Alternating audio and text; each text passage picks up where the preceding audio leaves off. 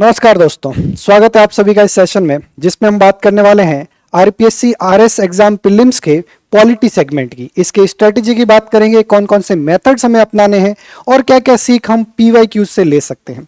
आपने कनेक्ट के चैनल पे ऑलरेडी स्ट्रेटेजी सेशन देखे हैं। नियोन सर ने, क्रिप्टॉन सर ने, अपने विपिन सर ने और अभिमन्यु सर ऑलरेडी सेशंस ले चुके हैं। हम पॉलिटी की बात करेंगे और पॉलिटी को इस वे में देखेंगे कि हमारे रट्टा लगाने का जो काम है वो थोड़ा कम हो जाए और नियम को समझकर पूरे सब्जेक्ट को ऐसे अप्लाई किया जाए ताकि आपका प्रीलिम्स एग्जाम क्वालिफाई करने के चांसेस बेटर हो जाए। ठीक है, तो स्वागत है आप सभी का इस सेशन में जिसमें पॉलिटी की स्ट्रेटेजी की बात करेंगे, भारतीय राजव्यवस्था की। भारतीय राजव्यवस्था को अगर मोटे मोटे तौर पे समझा जाए तो भारतीय संविधान है, जो आरपीएससी का सिलेबस है वो फैक्चुअल जो है उस सेगमेंट पे ज्यादा ध्यान देता है, एनालिटिकल कम देता है।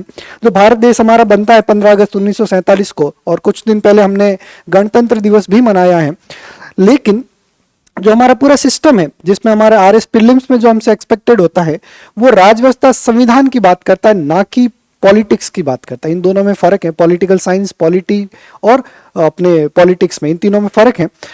हमारा जो काम की चीजें हैं आज के सेशन में हम जिस पे बात करने वाले हैं, पहले तो ये समझेंगे सिलेबस क्या है। हमारा सिलेबस में हाल ही में बदलाव आया है और बदलाव आने के साथ साथ ही कुछ चीज़ें यूट्यूब पे जो सेशंस आ रहे हैं, दूसरे चैनल्स पे भी आ रहे हैं, तो उनमें ऐसी सारी चीज़ें सामने आ रही है जो थोड़ा कन्फ्यूजन और बढ़ा देती है। तो हम इसको सिंप्लीफाई करने की कोशिश करेंगे।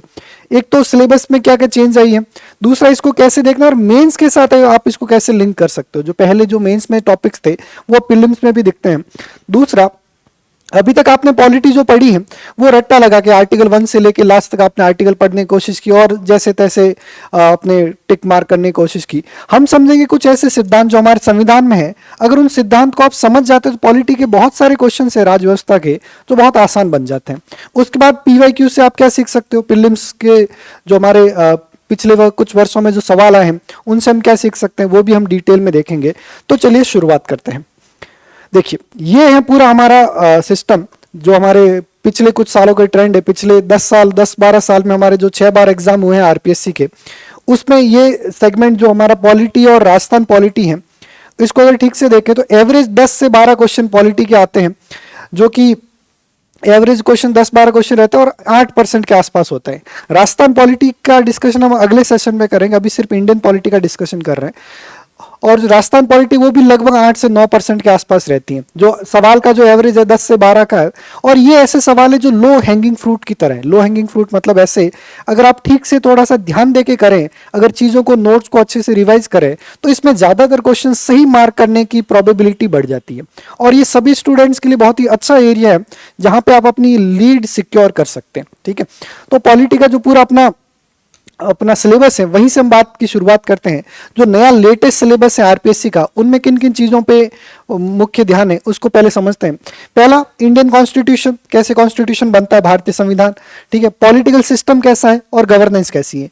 ये जो यूपीएससी का सिलेबस है वहाँ की जो लाइन्स है, जो लैंग्वेज है, उनको भी कॉपी करने की कोशिश करता है। जैसे इंडियन कॉन्स्टिट्यूशन से मोटी मोटी अगर भारतीय संविधान की बात करेंगे तो आर्टिकल्स की लैंग्वेज आपसे एक्सपेक्टेड रहेगी।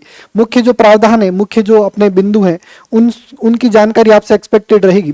दूसरा, पॉलिटिकल सिस्टम अर्थात पार्लियामेंट्री सिस्टम में सिर्फ संविधान और दूसरे कानून में ही नहीं बल्कि क्या क्या कन्वेंशंस बन चुके हैं, क्या क्या अपने नियम, कायदे, कानून है पार्लियामेंट्री सिस्टम के, वो कैसे काम करते हैं उनकी भी जानकारी आपसे एक्सपेक्टेड रहेगी। और गवर्नेंस कैसे चलती है ये भी आपसे एक्सपेक्टेड रहेगा। उसके बाद में संविधान का निर्माण कैसे होता है। ठीक है, भारतीय संविधान की अगर बात करें, उसके बाद में अपनी प्रियम्बल, अगर प्रियम्बल की बात करें, हमारा जो भारतीय संविधान की प्रस्तावना है, हम भारत के लोग भारत को संपूर्ण प्रभुत्व संपन्न, समाजवादी, पंथ निरपेक्ष, लोकतंत्रात्मक गणराज्य बनाने तथा इसके समस्त नागरिकों को न्याय, स्वतंत्रता, समानता, भाईचारा, बंधुत्व, वो सारी चीजें देकर संविधान को जिस तारीख को आत्मर्पित किया जाता है उस दिन अपनी जो प्रियम्बल उसको अडॉप्ट किया जाता है। तो प्रियम्बल को अगर आप ठीक से देखोगे तो आपको संविधान का पूरा जो स्ट्रक्चर है मोटा मोटा वो समझ आ जाएगा। जैसे प्रियम्बल में सबसे पहले बात करते हैं, हम भारत के लोग भारत को ऐसा बनाएंगे, तो आप देखोगे कि पार्ट 1 जो है संविधान का, अपने पार्ट 1 जो है वो यही बात करता है India and it's territory, Bharat और उसका पूरा जो क्षेत्र है उसकी बात करता है। उसके बाद में भारत देश कैसा होगा, तो sovereign, socialist, secular, democratic Republic, ये नेचर है स्टेट का। उसके बाद में एक शब्द आता है तथा इसके समस्त नागरिकों को and to secure to all its citizen. इसलिए आप देखोगे जो दूसरा चैप्टर है हमारे संविधान का वो सिटीजनशिप है, और सिटीजनशिप को इस बार एक्सप्लिसिटली मेंशन किया गया है अपना सिलेबस जो है आरपीएससी का प्रीलिम्स का, इसमें स्पेशली मेंशन किया गया है। और ये अगर हम ठीक से समझना चाहें तो ये इसलिए भी इंपॉर्टेंट है क्योंकि राजस्थान बॉर्डरिंग स्टेट है और यहाँ पे बहुत सारे शरणार्थी उनको वो नागरिकता के लिए अप्लाई भी करते हैं, तो आरएस एस्पिरेंट होने के नाते आपको इस बारे में जानकारी होना बहुत जरूरी है। तो सिटीजनशिप का जो चैप्टर है उसको अच्छे से समझना है। उसके बाद में मौलिक अधिकार, क्योंकि प्रियम्बल का उसके बाद पार्ट क्या कहता है, समस्त नागरिकों को सामाजिक आर्थिक न्याय, तो न्याय देने के लिए आपका मौलिक अधिकारों को जानना जरूरी है। उसके बाद में डीपीएसपी, अगर मौलिक अधिकार फंडामेंटल राइट्स हैं वो आपको पॉलिटिकल जस्टिस देते हैं, तो डीपीएसपी आपको सामाजिक और आर्थिक न्याय देने की बात करते हैं। Social and economic justice are provided by DPSP. And then अपनी फंडामेंटल ड्यूटीज, ठीक है, तो फंडामेंटल ड्यूटीज का भी एक चैप्टर है। तो ये जो अपना मेंस का सिलेबस है जिसमें आइडियोलॉजिकल फैक्टर्स जो पिछले सिलेबस में ऐसा लिखा हुआ था, यही पूरे संविधान की, जिसे बोलते हैं ना, आत्मा को बताता है कि संविधान बेसिकली है क्या। अगर आपसे कोई पूछे संविधान क्या है तो इन प्रावधानों को अगर आप मेंशन करोगे तो आपको समझ आएगा संविधान वास्तव में क्या है। और आरपीएससी आपसे एक्सपेक्ट करते हैं कि इसके बारे में आपको अच्छे से पता हो, क्योंकि अपने आरएस ऑफिसर के तौर पे जो आपका कार्य होगा, इन्हीं जो सिद्धांत, यही जो मूल्य है, इनको फुलफिल करना होगा, इन्हीं को अचीव करना होगा। उसके बाद में जो अपने प्रियम्बल की बात की, प्रियम्बल में सभी जो हमारा ऑब्जेक्टिव उसको अचीव करने के लिए, उनको प्राप्त करने के लिए जो सबसे पहला जो कार्य होता है वो था संघीय सरकार का। जो हमारा सिस्टम है, जो हमारा आर्टिकल जो 1 है वो ये कहता है India that is Bharat shall be union of the states, है ना, राज्यों का संघ होगा, संघीय राज्य नहीं है, राज्यों का संघ होगा, यूनियन ऑफ स्टेट्स, है ना। तो अगर ऐसा है तो संघ की जो सरकार है, देश के प्रधानमंत्री जब शपथ लेते हैं तो वो भी यही बोलते हैं कि भारत के संघ के प्रधानमंत्री के रूप में मैं अपनी शपथ लेता हूं। तो संघ की जो सरकार है उसकी कार्यपालिका क्या करती है, उसके क्या काम है, उसकी क्या शक्तियां हैं, उस पर क्या लिमिटेशंस है, पहले उसकी बात करेंगे। उसके बाद में लेजिस्लेचर, जिसे हम पार्लियामेंट कहते हैं, उसकी बात करेंगे। देन अपनी जुडिशरी, जो सुप्रीम कोर्ट है, highest court of the land है, उसकी बात करेंगे। उसके बाद जब आप संघीय सरकार बना देते हो तो उसके नीचे कुछ राज्य सरकारें भी होते हैं। फेडरल शब्द, जो फेडरलिज्म शब्द है, उसका अर्थ होता है गवर्नमेंट बाय कॉन्ट्रैक्ट। कॉन्ट्रैक्ट इसके बीच में एक राज्य सरकार और केंद्र सरकार के बीच में, जब ये दोनों एक दूसरे से जुड़ी हुई हो तब उनके बीच में एक एग्रीमेंट जो होता है वो रिटन कॉन्स्टिट्यूशन में होता है, ठीक है, जो रिटन कॉन्स्टिट्यूशन है। अब रिटन कॉन्स्टिट्यूशन भले ही हो, लेकिन अगर अलग अलग पॉलिटिकल पार्टी की सरकार हो, जैसे राजस्थान में अभी बीजेपी की, इससे पहले कांग्रेस की सरकार थी और केंद्र में बीजेपी की सरकार थी, जब अलग अलग पार्टी की सरकार होती है तो उनके बीच में टसल जरूर होता है, ठीक है। तो केंद्र, संघ और राज्यों के जो संबंध है वो किस प्रकार से चलते हैं, उनके बीच में जो संबंध है वो संविधान के कौन से प्रावधान उनको देखते हैं, कैसे उनका आदान प्रदान होता है शक्तियों का, कैसे अपने जो फाइनेंशियल रिलेशन है वो मैटर होते हैं, मैनेज होते हैं। और उसके बाद में इमरजेंसी प्रोविजन, ये भी अपना जो नया सिलेबस उसमें एक्सप्लिसिटली मेंशन किया हुआ है, इमरजेंसी प्रोविजंस। इमरजेंसी प्रोविजन पहले लार्जली मेंस के सिलेबस में अपने प्रीडोमिनेंटली थे और अभी वो अपने प्रीलिम्स के सिलेबस में भी आ गए हैं। इमरजेंसी प्रोविजन सिर्फ आर्टिकल 352 नहीं है, बल्कि 356 भी है, 355 भी है, 356 अपने 365 भी है और 360 भी है ना। तो ये सारे जो इमरजेंसी प्रोविजन के हमारे आर्टिकल्स हैं, संविधान के जो अनुच्छेद हैं, उनको बारे में डिटेल में जानना हमारा इस बार का जो ऑब्जेक्टिव रहेगा। उसके बाद में शहरी एवं ग्रामीण स्थानीय सरकार, पहले स्थानीय सरकार प्रीलिम्स में इतना फोकस नहीं था, लेकिन इस बार का जो सिलेबस है उसमें एक प्रीडोमिनेंट फोकस अपनी लोकल गवर्नेंस है उस पर है। क्योंकि अगर आरएस ऑफिसर के तौर पर अगर आप देखोगे तो आपका जो काम रहेगा, यहाँ की जो सरकारें हैं उनका, जिसे बोलते हैं ना, संचालन करना रहेगा, उनको चलाना रहेगा। तो इसलिए इस बारे में चीजें जानना बहुत आवश्यक है। उसके अलावा सिलेबस में अगर बात करें तो जो बॉडीज का जो चैप्टर मेंस में था वो प्रीलिम्स में अभी प्रीडोमिनेंटली तौर पे दिखता है, बहुत ही, जैसे बोलता है ना कि क्लियरली इन्होंने मेंशन कर दिया कौन कौन सी बॉडीज के बारे में जानना आपसे एक्सपेक्टेड है।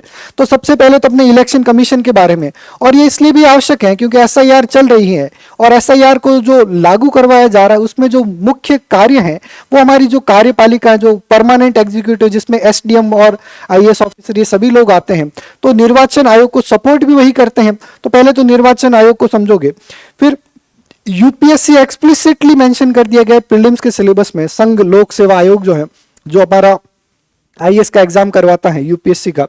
उसके बाद में एनएचआरसी जो पहले मेंस में था, मेंस में क्लियरली मेंशन था, अभी प्रीलिम्स में ये क्लियरली मेंशनड है। एक नया बॉडी जिसको मेंशन किया गया वो है राष्ट्रीय महिला आयोग, नेशनल कमीशन फॉर वुमेन, और इसकी शक्तियों को, इनके लिमिटेशन को भी हमें समझना पड़ेगा, इसके प्रावधानों को समझना पड़ेगा, क्योंकि ये प्रीलिम्स का इनके सारे फैक्ट जो हैं, कौन से कानून से ये बना है। तीन तरह की बॉडी होती है हमारे पास। एक बॉडी होती है जो कॉन्स्टिट्यूशनल होती है, संविधान द्वारा निर्मित होती है ना, जैसे अपना निर्वाचन आयोग, election commission of India, article 324 से बनता है। उसके बाद में यूपीएससी है, ठीक है, जो आर्टिकल 311 से लेके लेटर आर्टिकल्स, उनमें पूरी शक्तियां दी गई हैं, ठीक है। तो ये तो कॉन्स्टिट्यूशनल बॉडी है। इसके बाद स्टैट्यूटरी बॉडी, अर्थात हमारे जो वैधानिक निकाय है, जिनको किसी कानून द्वारा बनाया जाता है, जो किसी कानून पारित करके जिनकी शक्तियों का निर्माण किया जाता है, वो स्टैट्यूटरी बॉडीज है। उसके बाद में राष्ट्रीय बाल अधिकार संरक्षण तथा नीति आयोग। नीति आयोग ऐसी बॉडी है जो सिर्फ एक एग्जीक्यूटिव ऑर्डर से बनी हुई है। ये सारी जो बॉडीज हैं, अपनी नीति आयोग और ऊपर वाली, अभी नई बॉडीज दो ऐड हो चुकी है प्रीलिम्स के सिलेबस में। राष्ट्रीय बाल अधिकार संरक्षण, national commission for protection of child rights, ये बहुत ही इंपॉर्टेंट बॉडी है, क्योंकि हमारे बच्चों के भविष्य को सुरक्षित करने के लिए एग्जीक्यूटिव सबसे इंपॉर्टेंट और सबसे रेस्पॉन्सिबल बॉडी होनी चाहिए, और उसके लिए इस कमीशन को अपने सिलेबस में ही मेंशन कर दिया गया है, और नीति आयोग को भी ला दिया गया। उसके बाद में कुछ टॉपिक्स ऐसे जो अपनी पब्लिक एड से रिलेट करते, पब्लिक एडमिनिस्ट्रेशन से, लोक प्रशासन के विषय से, और उसमें आप देखोगे पब्लिक पॉलिसी कैसे बनती है ना। उसके बाद में सिटीजन चार्टर, जो हमारे जीएस, जो हमारा एथिक्स वाला पेपर है, उससे भी रिलेट करता है। हमारा जो पॉलिटिकल सिलेबस है मेंस का, उससे भी रिलेट करता है। अब इसको प्रीलिम्स में भी एक्सप्लिसिटली मेंशन कर दिया गया है। उसके बाद में सोशल ऑडिटिंग जो होती है, सामाजिक अंकेक्षण जो होता है, जिसमें समाज, गांव, देश के लोग ये तय करते हैं कि एग्जीक्यूटिव सही से काम कर रहा है या नहीं कर रहा है, जो ऑफिसर से ग्राउंड में उनका काम ठीक से लागू हो रहा है या नहीं हो रहा है, तो ये इसको मेंशन किया गया है। और ग्रीवेंस रिड्रेसल मैकेनिज्म, जो शिकायत निवारण प्रणाली है, इसके बारे में भी आपकी जानकारी प्रीलिम्स में ही क्लियर हो जानी जरूरी है। पहले ये टॉपिक जो था, इनका ज्यादा फोकस मेंस और इंटरव्यू के लिए होता था, लेकिन अभी प्रीलिम्स में क्लियरली मेंशन करने के कारण आपको इनके सारे मैकेनिज्म, क्या कौन कौन सी बॉडीज हैं, क्या क्या उनके अलग अलग स्टेप हैं, कैसे वो ग्रीवेंस रिड्रेस होती हैं, ठीक है, इन सभी का अगर मोटा मोटा अगर कहा जाए तो ये सारी चीजें जुड़ी हुई कॉन्सेप्ट के, जिसका नाम होता है गुड गवर्नेंस, है ना, सुराज जिसे बोलते हैं, है ना। गुड गवर्नेंस, जो अपना गुड गवर्नेंस डे भी मनाया जाता है अटल बिहारी वाजपेयी जी के जन्मदिन पे 25 दिसंबर को, ठीक है। तो ये उन गुड गवर्नेंस से जुड़ी हुई बॉडी, और एडमिनिस्ट्रेटर के तौर पे आपको इनकी जानकारी होना आवश्यक है, और ये हमारे सिलेबस में दिया हुआ है। उसके बाद में लोकपाल, केंद्रीय सतर्कता आयोग, केंद्रीय सूचना आयोग, ये सारी बॉडीज का भी क्लियरली मेंशन्ड है, जो कि मेंस में प्रीलिम लार्जली था, अभी प्रीलिम्स में भी क्लियरली मेंशन्ड है, ठीक है। तो ये सारा सिलेबस हमारे इंडियन पॉलिटी का। उसके बाद में राजस्थान पॉलिटी का, आज के सेशन में हम राजस्थान पॉलिटी के पीवाईक्यूज नहीं देखेंगे, सिर्फ इंडियन पॉलिटी के देखेंगे, लेकिन राजस्थान पॉलिटी का सिलेबस जरूर देख लेते हैं, ठीक है।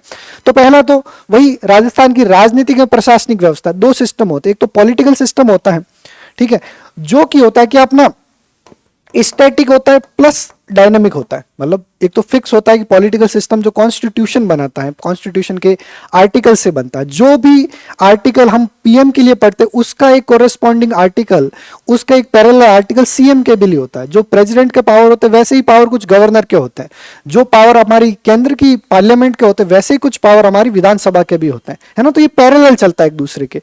एक तो स्टैटिक सिस्टम है। उसके बाद में एडमिनिस्ट्रेटिव सिस्टम। अब ये जो सिस्टम पूरा चलता है, इसमें कौन कौन से इंपॉर्टेंट एक्टर्स थे, कौन कौन से लीडर्स थे, कौन कौन से सीएम थे, कौन गवर्नर थे, इनके सारे जो फैक्चुअल इंफॉर्मेशन है वो हमारा सेकंड टॉपिक बन जाता है। राज्यपाल, पहला तो इनका कॉन्स्टिट्यूशनल प्रोविजन, दूसरा इनका हमारा जो फैक्चुअल था कि पहले कौन थे, दूसरे कौन थे, कौन ज्यादा था, कौन सबसे कम समय के लिए रहा, किसके समय पे आपातकाल लगा, किसके समय पे प्रेसिडेंट्स रूल लगा, किसके समय पे मुख्यमंत्री बदले गए, किसके समय पे स्पीकर बदले गए, सारे जो क्वेश्चन आएंगे फैक्चुअल इंफॉर्मेशन वो राजस्थान वाले सेशन में डिस्कस करेंगे। उसके बाद विधानसभा के सारे जो अभी तक कितनी विधानसभाएं बनी उन सभी के क्या क्या डेटा है। उसके बाद में राजस्थान हाईकोर्ट के बारे में पूछा जाता है, ठीक है। अधीनस्थ न्यायालय जो सबऑर्डिनेट कोर्ट्स हैं उनको भी प्रीडोमिनेटली फोकस करेंगे। उसके बाद में अपना जो जुडिशियल बॉडीज हैं और एडवोकेट जनरल, जैसा अटॉर्नी जनरल होता है सेंट्रल गवर्नमेंट के लिए वैसे ही हमारा एडवोकेट जनरल होता है राजस्थान के लिए। उसके बाद में अच्छी चीज इन्होंने ये की है राजस्थान के सिलेबस में कि सारी जो बॉडीज हैं जिनके बारे में आपको बहुत ही अच्छे से जानकारी होनी चाहिए, उन सारी बॉडीज को एक्सप्लिसिटली मेंशन कर दिया ताकि आपको कंफ्यूजन ना हो। पहले अगर सिर्फ इतना लिखा हो कि एडमिनिस्ट्रेटिव बॉडीज या सिर्फ ऐसा लिखा हो एडमिनिस्ट्रेटिव सिस्टम तो उससे कंफ्यूजन और रहता, लेकिन एक्सप्लिसिटली मेंशन करने के कारण जैसे डायरेक्टरेट्स हैं, डिविजनल कमिश्नर है, डिस्ट्रिक्ट और अपने डीएम जिसे बोलते हैं, कलेक्टर बोलते हैं, एसडीएम बोलते हैं, उन सभी के बारे में आपको अच्छे से जानकारी होनी चाहिए। इवन तहसीलदार के पद को भी क्लियरली मेंशन किया हुआ है, तो ये चीज़ आपके लिए बहुत ईजी बना देता है, ठीक है। तो उसके बाद में आरपीएससी, ये सारा जो हमारा पहले मेंस के लिए पढ़ते थे पब्लिक एडमिनिस्ट्रेशन के सिस्टम में, पेपर में, वो आपके प्रीलिम्स में भी क्लियरली मेंशन किया हुआ है। उसके बाद में राजस्थान में पंचायती राज एवं नगर पालिका शासन, अगर आप ठीक से देखो तो इसी का पैरेलल जो हमारा मेंशन किया हुआ है शहरी एवं ग्रामीण स्थानीय सरकार। तो यहाँ पे ये बात करेंगे कॉन्स्टिट्यूशनल प्रोविजंस की, जो संविधान जो आर्टिकल्स अपने अमेंडमेंट 73 और 74 से बनाता है, उसी को राजस्थान वाले सिलेबस में ये राजस्थान में किस प्रकार की व्यवस्था है उसको मेंशन कर देते। तो राजस्थान में कुछ कानून है जो अपनी ग्रामीण और शहरी जो स्तर की सरकार है उनको बनाने का, उनको चलाने का पूरा काम देखते हैं। वही चीज डिटेल में यहाँ पढ़ी जाएगी, constitutional provision Indian system, Indian polity में पढ़ा जाएगा। इसलिए दोनों सब्जेक्ट को एक साथ लेके चलना है, आप सेग्रीगेट करके नहीं पढ़ सकते, एक डिपार्टमेंट जैसे बोलते हैं ना कि अलग अलग खंड में नहीं पढ़ सकते, इन सभी को एक साथ हॉलिस्टिक प्रिपरेशन आपको करनी पड़ेगी, ठीक है। तो ये प्रावधान हमने समझे सिलेबस को। अगर मोटा मोटा समझा जाए, पुराने सिलेबस जो पिछली बार अटेम्प्ट दे चुके हैं इस बार नया दे रहे हैं, तो पॉलिटी और राजस्थान पॉलिटी के सिलेबस में जो चीजें हटा दी गई हैं, जैसे फेडरलिज्म जो एक शब्द था, जो एक थीम की तरह था, एक थ्योरी की तरह था, उसको एक शब्द को हटा दिया गया, उसकी जगह पे क्लियरली मेंशन कर दिया सेंटर स्टेट रिलेशंस, ठीक है। एक कंक्रीट क्लियर चीज हो जाती है। तो इसमें आप क्या पढ़ सकते हो, अपने जैसे विधानिक जो अपने विधायिका के रिलेशन होते हैं, एडमिनिस्ट्रेटिव रिलेशंस होते हैं, एग्जीक्यूटिव के रिलेशन होते हैं, जो समय आर्टिकल अपना शेड्यूल 7 है, 7वीं अनुसूची में जो रिश्ते दिए हुए हैं उनको क्लियरली मेंशन कर दिया जाता है, ठीक है। एक तो इसको समझोगे। उसके बाद में कोलिशन गवर्नमेंट था, उस कॉन्सेप्ट को हटा दिया गया क्योंकि ये बहुत ही जैसे बोल ऑब्सोलेट टाइप हो जाता है। जैसे राजस्थान में कोलिशन गवर्नमेंट बनी हो काफी टाइम हो चुका है, ठीक है। राजस्थान में लार्जली जैसे बोलते हैं ना रिवॉल्व होता रहता है इस पार्टी से इस पार्टी में, ठीक है। उसके बाद में नेशनल इंटीग्रेशन की जगह पे आपने क्लियरली चीजें मेंशन कर दी, जैसे इमरजेंसी प्रोविजन है हमारा, लोकल गवर्नमेंट, अर्बन और रूरल, उन सबको सोशल ऑडिट ऐड कर दिया, ग्रीवेंस रिड्रेसल मैकेनिज्म ऐड कर दिया, जो हमारी शिकायत निवारण जो तंत्र होता है उसको क्लियरली मेंशन कर दिया, ठीक है। उसके अलावा यूपीएससी और नेशनल कमीशन मूवमेंट की हम बात कर चुके हैं। इसके बाद में पहले ऐसा था, जैसे एकदम नए टॉपिक की बात करें तो सिटीजनशिप है, उसको बहुत अच्छे से पढ़ना पड़ेगा, जो पहले नहीं पूछा जाता था प्रीलिम्स में। दूसरा, इमरजेंसी प्रोविजन को क्लियरली मेंशन करने के कारण आपको डिटेल में पढ़ना पड़ेगा, बहुत अच्छे से इसके प्रावधानों को समझना पड़ेगा। उसके बाद में यूनियन और स्टेट के रिलेशन, एक इंटरेस्टिंग चीज बताता हूं कि हमारे कॉन्स्टिट्यूशन में कहीं भी सेंटर शब्द का प्रयोग नहीं होता, हमेशा शब्द का प्रयोग होता है यूनियन, है ना। केंद्र जिसे बोलते हैं, संघ शब्द का प्रयोग होता है, ना कि केंद्र का, ठीक है। उसके बाद में डिस्ट्रिक्ट एडमिनिस्ट्रेशन का जो राजस्थान का है उसको क्लियरली मेंशन किया हुआ है, और ये प्रावधान जिनकी हम बात कर चुके हैं। अभी चेंज ये आ चुका है कि यहां पर पहले ये चल जाता था कि एक टीचर आएगा, आपको बोर्ड पे सारे जो आर्टिकल्स उनका रट्टा लगवा देगा, उससे काम चल जाएगा। लेकिन अभी जो नया सिस्टम, नया जो सिलेबस है, उसमें सिर्फ आर्टिकल्स का रट्टा लगाने से काम नहीं चलेगा, बल्कि ये भी समझना पड़ेगा कि ये चीजें काम कैसे करती है। वास्तविक जो डे टू डे एग्जिस्टेंस है एडमिनिस्ट्रेशन का, पूरे गवर्नमेंट मैकेनिज्म, पूरे गवर्नमेंट सिस्टम का, वो कैसे काम करता है, वो अच्छे से समझना पड़ेगा, ठीक है। National integration narrative, coalition politics को हटा दिया है, जो हमारी गठबंधन सरकारें वगैरह। तो एब्स्ट्रैक्ट थ्योरी जो पार्ट था वो थोड़ा कम हो चुका है, कॉन्स्टिट्यूशनल प्रोविजंस पे ज्यादा ध्यान है, और वास्तव में ये कैसे काम करता है उस पर ध्यान है। अब देखो, ये जो लैंग्वेज, ये जो डायरेक्शन है, ये यूपीएससी के डायरेक्शन में जाने वाला है। जो कनेक्ट सिविल्स की पूरी जो टीम है वो यूपीएससी के एग्जाम के थ्रू अच्छे से निकली हुई है, उन्होंने आरपीएससी एग्जाम को अच्छे से देखा हुआ है। तो कुछ प्रिंसिपल्स है जिनको हम आज डिटेल में डिस्कस करते हैं, ताकि पॉलिटी पढ़ते टाइम आपको बहुत अच्छी क्लैरिटी मिले कि इन प्रावधानों को प्रयोग कैसे करना है। अगर कोई प्रावधान कुछ ऐसा कहता है तो उसका अर्थ क्या होता है, ठीक है। तो कुछ गोल्डन प्रिंसिपल्स होते हैं पॉलिटी के, उनको समझते हैं, ठीक है। तो पॉलिटी को अगर समझना हो, अगर आपको राज व्यवस्था को समझना हो, अगर कॉन्स्टिट्यूशन को समझना हो, तो 4-5 कुछ गोल्डन प्रिंसिपल्स, उनको अच्छे से देखते हैं।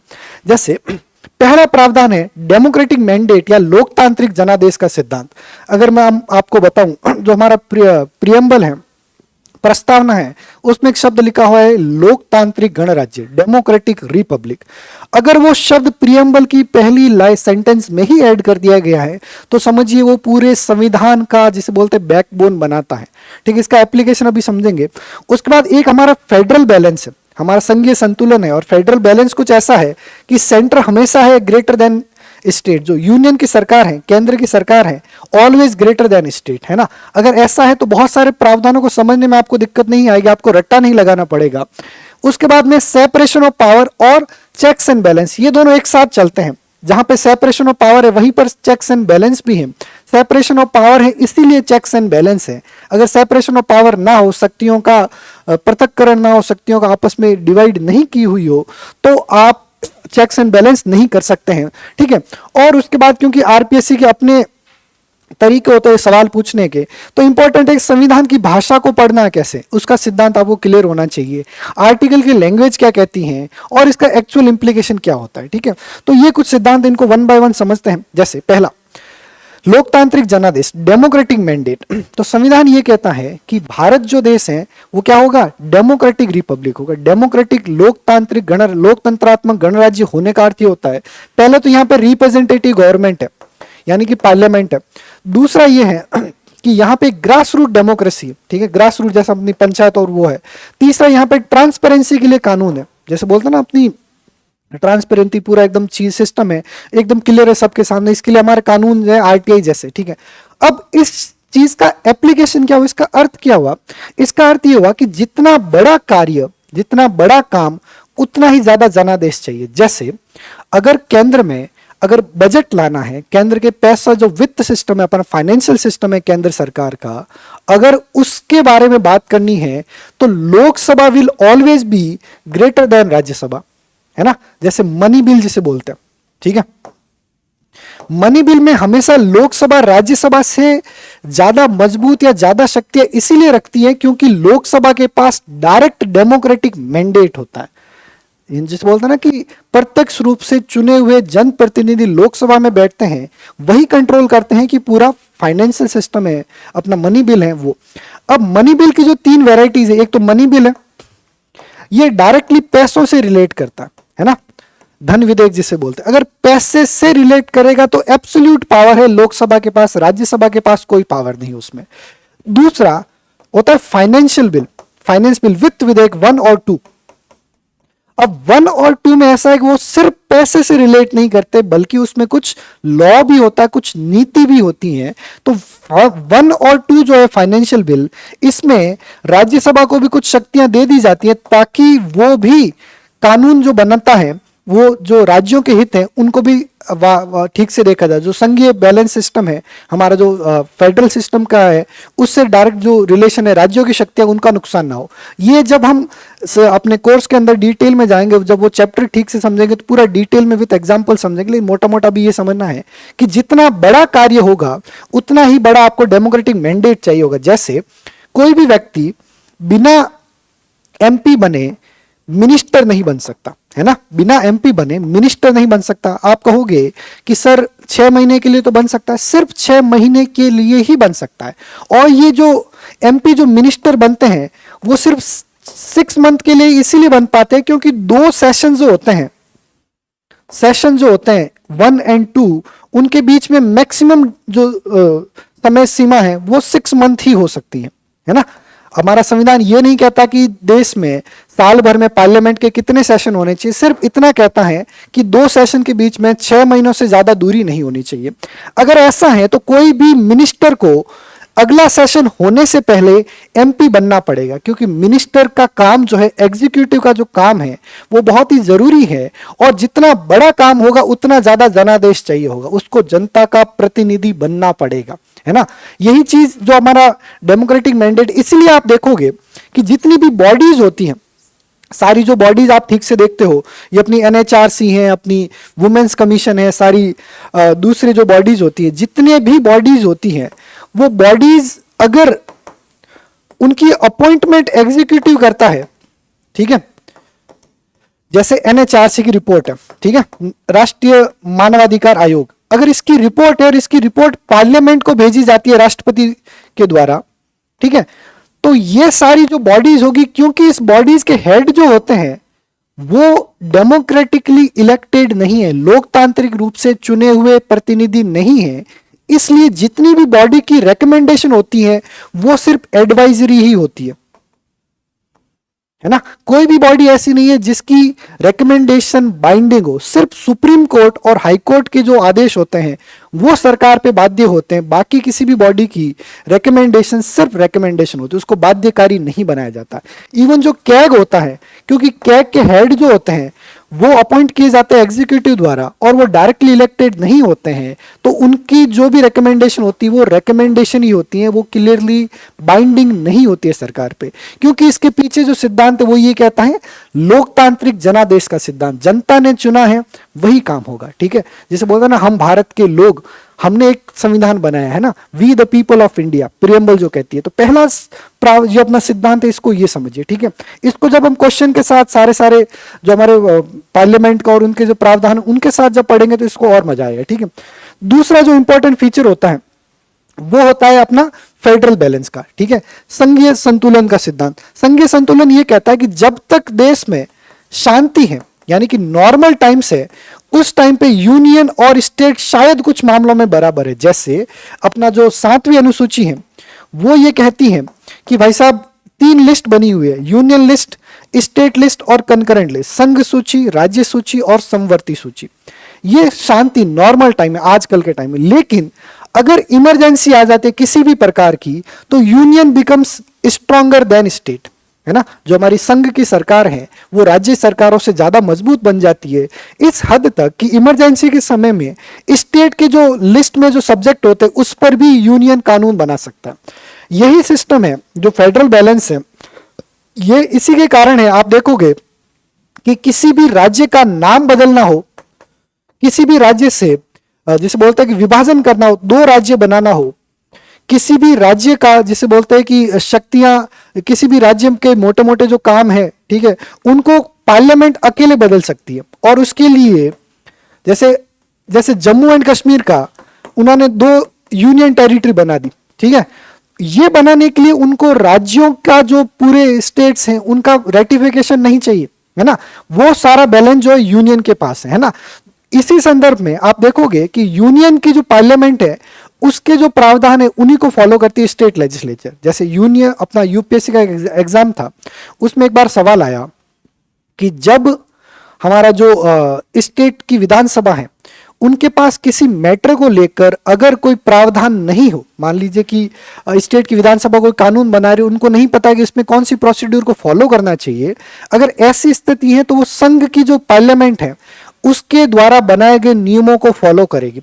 अब ये एक्सप्लिसिटली आप कहीं नहीं पढ़ते हो, है ना। लेकिन अगर आपको ये समझ आ रखा है कि इंडियन कॉन्स्टिट्यूशन में एक फेडरल बैलेंस है और फेडरल बैलेंस में केंद्र सरकार राज्य सरकारों से ज्यादा मजबूत है, तो केंद्र की पार्लियामेंट भी स्टेट की लेजिस्लेचर से ज्यादा मजबूत होगी। और जो आपसे ज्यादा मजबूत होता है आप उसकी तरफ से देखते हो। जब आप मुसीबत में आ जाते हो, जैसे आप प्रिपरेशन कर रहे हो, तो आप उनसे पूछते हो जो ऑलरेडी प्रिपरेशन कर चुके हैं, है ना, जो ऑलरेडी इंटरव्यू दे चुके हैं, सेलेक्ट हो चुके, उनसे पूछते हो। तो मैंने वो सिद्धांत अपनाते हुए उस स्टेटमेंट को करेक्ट मार किया, पढ़ा कभी नहीं था कि ऐसा कुछ होता है, लेकिन उसको उस आधार पे करेक्ट मार किया और आंसर सही हो गया। तो ऐसे बहुत सारे सवाल होंगे यूपीएससी और आरपीएससी में आते हैं जो सिद्धांत के बेसिस पे सही हो जाते हैं। दूसरा, बहुत बार ऐसे स्टेटमेंट आएंगे जो आपके सामने लिखे हुए हैं और आपने पढ़े हुए हैं कि इनका अर्थ ये होता है, लेकिन आप श्योर नहीं होते 100%, है ना। लेकिन अगर आपने ये सिद्धांत समझे हुए हैं, ये प्रिंसिपल समझे हुए हैं, फेडरल बैलेंस का, डेमोक्रेटिक मैंडेट का, चेक्स एंड बैलेंस का, सेपरेशन ऑफ पावर का, ये 3-4 जो गोल्डन रूल्स हैं, अगर ये समझे हुए हैं तो जो आपका कंफ्यूजन है उसको दूर करने में बहुत सहायता मिले। एग्जाम हॉल में आपको कॉन्फिडेंस अच्छे से आएगा। ठीक है, उसके बाद तीसरा जो अपना है वो है separation of power. Separation of power भी 2 तरह का होता है, जैसे एक तो होता है इंटर, दूसरा होता है इंट्रा। इंटर मतलब कि 3 जो हमारे राज्य के 3 जो आया अंग होते हैं, एग्जीक्यूटिव, लेजिस्लेचर, जुडिशरी, अपनी कार्यपालिका, विधायिका और न्यायपालिका, इनके आपस में एक तो होता है कि भाई इनके बीच में शक्तियों का विभाजन है, इनकी शक्तियां एक दूसरे प्रयोग नहीं करते। लेकिन इंट्रा भी होता है, जैसे लोकसभा और राज्यसभा की शक्तियां क्लियरली डिमार्केटेड है कि अगर आपको ऑल इंडिया सर्विस बनानी है कोई नहीं तो उसके लिए राज्यसभा रेजोल्यूशन लाएगी तभी बनेगा। अगर किसी स्टेट के सब्जेक्ट में कानून बनाना है तो राज्यसभा ही उसको रेजोल्यूशन को पास करेगी तभी लोकसभा बना पाएगी। ये इंटर सेपरेशन ऑफ पावर है। और इंटर सेपरेशन ऑफ पावर ये कहता है कि जुडिशरी की अपॉइंटमेंट करनी है, अगर न्यायपालिका की अपॉइंटमेंट करनी है तो एग्जीक्यूटिव के हेड है, कार्यपालिका के प्रमुख है राष्ट्रपति जी, वो करेंगे। लेकिन at the same time judiciary को इंडिपेंडेंट रहना है, उसके लिए क्या करोगे कि एक कॉलेजियम सिस्टम जुडिशरी ने खुद इन्वेंट कर लिया है ना। तो ये सारी जो आपस के रिश्ते हैं इनके जो संवैधानिक प्रावधान है और इन सभी के पीछे कोई ना कोई प्रिंसिपल्स होते हैं। उन प्रिंसिपल्स को जो अपना सेपरेशन ऑफ पावर का सिद्धांत है उसको लागू करने के लिए, उसका जो रिलेशन बनाने के लिए जो प्रावधान अगर आप अच्छे से समझोगे तो प्रीलिम्स के क्वेश्चन बहुत आसानी से हो जाएंगे। इंटरेस्टिंग चीज आपको और बताता हूं इसी संदर्भ में कि आर्टिकल 50 ये कहता है कि state shall endeavour to separate judiciary from executive. राज्य को कोशिश करनी चाहिए कि कार्यपालिका और न्यायपालिका को अलग किया जाए। यहां पे सिर्फ कार्यपालिका ही क्यों कहा जाता है, लेजिस्लेचर क्यों नहीं कहा जाता? क्योंकि भारत में जो सिस्टम है वो पार्लियामेंट्री सिस्टम है ना। और पार्लियामेंट्री सिस्टम में ऐसा होता है दोस्तों कि पार्लियामेंट्री सिस्टम में जो हमारा कार्यपालिका है उसका निर्माण विधायिका से ही होता है, ठीक है। विधानसभा जो हमारे सभी जो एमएलए हैं वही मिलके मुख्यमंत्री बनाते हैं, वही मिलके सरकार बनाते हैं। अगर ऐसा है तो इन दोनों को सेपरेट करने की जरूरत नहीं है, सिर्फ आप ये कर दो कि जुडिशरी इनसे सेपरेट रहे, है ना। आर्टिकल जो 50 है वो यही तो कहता है, सेपरेशन ऑफ पावर की वही बात करता है। अब क्योंकि ये दोनों एक साथ ही चलते हैं, हाथ में हाथ मिला के चलते हैं, तो इनसे जुड़ा दूसरा जो अपना कॉन्स्टिट्यूशन का प्रिंसिपल है वो है चेक्स एंड बैलेंस का, कि हमारा जो परस्पर संतुलन और कंट्रोल रखा जाता है, परस्पर आपका नियंत्रण और संतुलन रखा जाता है। अब ऐसा करना क्यों जरूरी हो जाता है? एक हमारा जो पब्लिक एडमिनिस्ट्रेशन का एक टॉपिक भी हमारा मेंस का वो होता है कंट्रोल ओवर एडमिनिस्ट्रेशन, है ना, कि हमारा जो प्रशासन है उस पर नियंत्रण। तो प्रशासन पे नियंत्रण का जो है पूरा सिस्टम वही इन तीनों की लूप में घूमता है। अगर इसके भी हमारे संविधान में कुछ प्रावधान है, जैसे हमारा आर्टिकल 13 ये कहता है कि कार्यपालिका जो हमारी विधान पार्लियामेंट है ऐसा कोई कानून नहीं बना सकती जो संविधान में दिए हुए मौलिक अधिकारों का हनन करे, ठीक है भाई साहब। आर्टिकल 32 ये कहता है कि अगर हमारा जो एग्जीक्यूटिव है कार्यपालिका, अगर वो नागरिकों के संविधान के मौलिक अधिकारों का हनन करता है तो सुप्रीम कोर्ट रिट जारी कर सकता है, ठीक है। उसके अलावा ये है कि अगर कोई जज है अगर वो कुछ गलत करते हैं तो उनका इंपीचमेंट क्या कौन कर सकता है? पार्लियामेंट कर सकता है ना। हमारी जो संसद है वो जज को इंपीच कर सकती है, उनको हटा सकती है ना। जज को रिमूवल मोशन लाया जा सकता है। अभी उस मामले में सुप्रीम कोर्ट के दिल्ली हाई कोर्ट के जज के ऊपर केस चला भी था और उसका पूरा केस चल भी रहा है। उसके अलावा इसमें रिलेटेड प्रावधान ये है कि अगर प्राइम मिनिस्टर प्रेसिडेंट को रेकमेंड कर दे तो पूरी जो अपनी लोकसभा है उसका डेजोल्यूशन हो जाएगा, हमारी जो लोकसभा उसको भंग कर दिया जाएगा और नए इलेक्शन करवाए जाएंगे। तो ये रिश्ता कुछ ऐसा कॉम्प्लेक्स है कि इन सभी एक दूसरे से जुड़े हुए, आप एक तार को खींचोगे पूरा का पूरा सिस्टम आपके सामने बाहर आ जाएगा। तो हम अपनी पॉलिटी को इसी वे में पढ़ेंगे कि आपके जो प्रावधान है रट्टा लगाने की जरूरत ना पड़े, ठीक है। उसके बाद में अभी संवैधानिक भाषा अगर पढ़नी है, जैसे as per, according to, fact क्या है, प्रोविजन क्या है, रियल लाइफ एग्जांपल क्या है। जब आप पॉलिटी के क्वेश्चन कर रहे हो तो आपको यह देखना है कि इसने क्या पूछा है, कि संविधान में दिया हुआ है, संविधान में जो दिया हुआ उसका एप्लीकेशन पूछा है या उसको किसी कानून में दिया हुआ है। जैसे एक बार यूपीएससी के प्रीलिम्स में सवाल आया और उन्होंने ये कहा कि कोई भी कैंडिडेट जो लोकसभा या राज्य विधानसभा का इलेक्शन लड़ता है, अगर वो 2 साल से ज्यादा अगर उसको सजा हुई है तो उसको डिस्क्वालीफाई कर दिया जाएगा, है ना। उसके आगे लिखा था according to the provisions of the constitution, संविधान के जो प्रावधान दिए हुए उनके अनुसार। अब जो ये बात है, ये जो प्रावधान है ये तो सत्य है, लेकिन ये एज पर कॉन्स्टिट्यूशन नहीं है, संविधान के अनुसार नहीं है।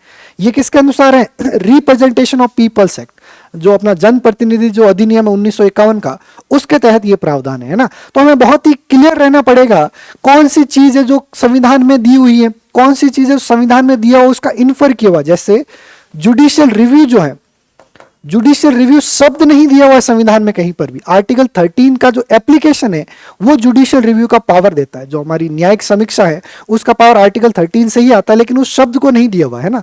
तो इन सब चीजों के बारे में बहुत क्लियर रहना पड़ेगा। और उसके बाद बहुत बार आपको ये देखना पड़ेगा कि जो आपसे सवाल पूछा गया है, हो सकता है उसको आपको आर्टिकल का लैंग्वेज नहीं याद आता हो, लेकिन अगर आप रियल लाइफ एग्जांपल याद कर सको तो आपका सवाल बहुत अच्छे से क्लियरली, जैसे बोलते ना कि एड्रेस हो जाएगा, है ना। तो इन्हीं सभी चीजों को, इन्हीं सभी प्रावधानों को हम लागू करेंगे जो हमारा कोर्स होगा, अपने प्रिय प्रीलिम्स का जो पूरा सेशन होगा, जो पॉलिटी के 10-12 सेशन होगा, उसमें पूरी पॉलिटिक्स होलिस्टिक वे में पढ़ेंगे कि आपको रट्टा लगाने वाला काम बहुत कम हो और पॉलिटी के सवाल ज्यादातर 80 to 90% एक्यूरेसी के साथ आप सही कर पाओ, ठीक है।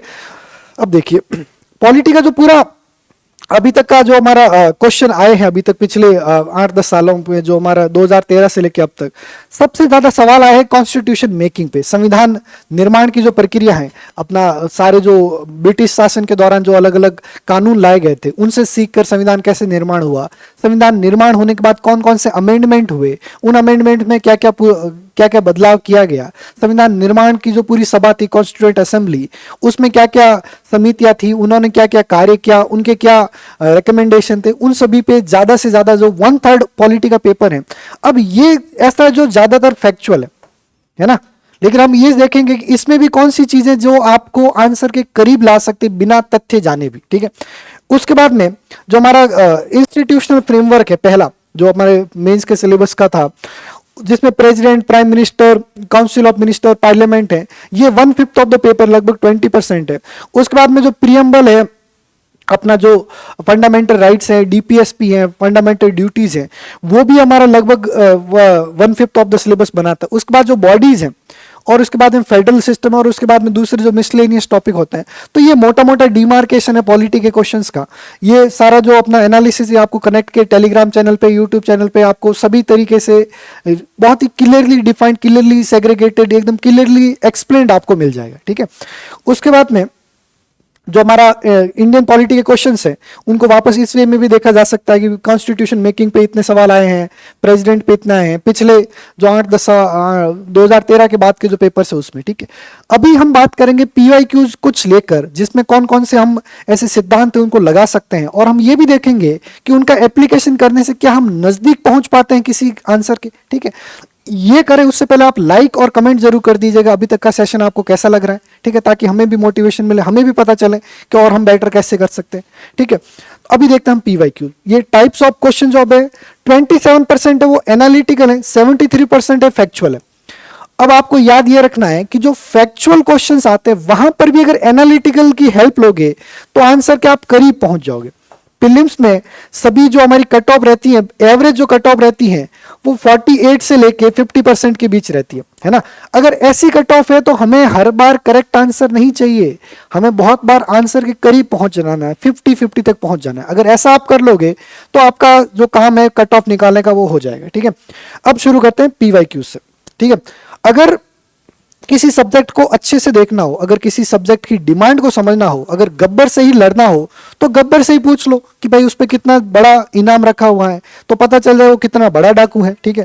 तो गब्बर अगर पूछेगा सांबा से कि भाई कितना इनाम रखे हैं और सांबा बोले हमें कैसे पता, तो गब्बर क्या पूछेंगे कि भाई प्रीलिम्स जो हमारे पीवाईक्यूज हैं उसमें देखोगे क्या पूछा गया है, कैसे पूछा गया है और क्यों पूछा गया है ना। अगर इसको एनालिसिस कर दोगे, भले आरपीएससी हो, भले यूपीएससी हो, भले किसी भी बॉडी का एग्जाम हो, अगर पीवाईक्यूज थॉरोली देख लिए तो आपको चीजें बहुत अच्छे से समझ आएंगी। इस सेशन में हम कोशिश करेंगे 25-30 पीवाईक्यूज देखने का, अगले सेशन से इन चीजों को और डिटेल में डिस्कस करेंगे जो पूरा कोर्स है उसमें, ठीक है। अभी शुरू करते हैं पीवाईक्यूज से। अब देखिए पहला सवाल है कि किस राजनीतिक दल, ये 2024 का जो लास्ट प्रीलिम्स है उसका सवाल है कि कौन से राजनीतिक दल की राष्ट्रीय कार्यकारिणी ने संविधान सभा को भंग कर उसका पुनर्निर्वाचन वयस्क मताधिकार के आधार पर करने को कहा था। एग्जाम हॉल में मुझे कोई आइडिया नहीं था कि इसका आंसर क्या है, लेकिन अब सोचिए जरा, हिंदू महासभा थी, वो कोई राजनीतिक दल नहीं था, पॉलिटिकल पार्टी नहीं थी, इस वीडी सावरकर और उन सब की बनाई हुई थी, लेकिन ये पॉलिटिकल पार्टी नहीं थी, तो मैं इसको हटा सकता हूं, ठीक है। उसके बाद में मुस्लिम लीग एक पार्टी थी जो संविधान सभा की मेंबर थी और इसको ऑलमोस्ट 1/3 सीट मिल गई थी, not exactly but almost 1/3 seat मिल गई थी।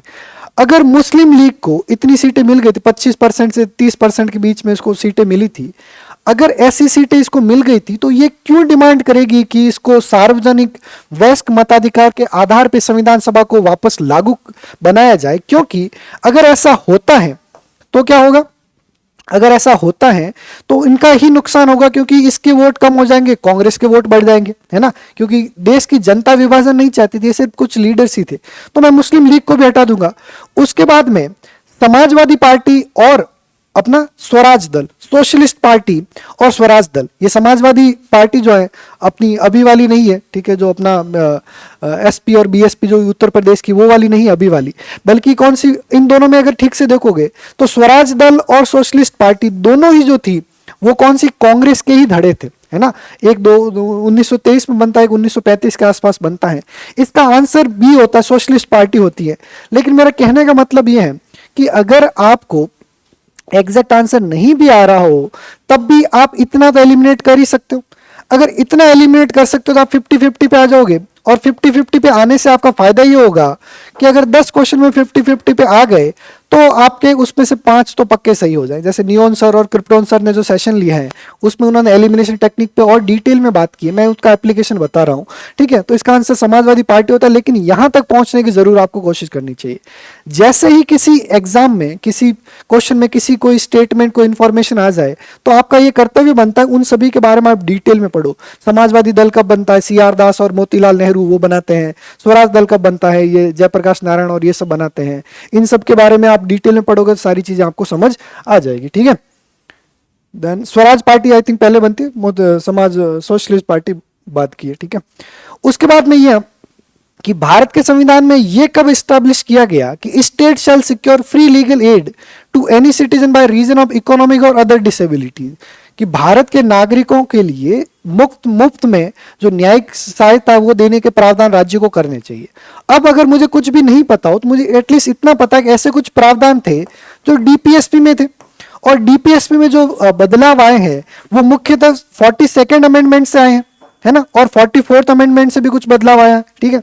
तो मुझे ये पता है कि 42nd और 44th जो अमेंडमेंट एक्ट है वो 78 और 76 में हुए।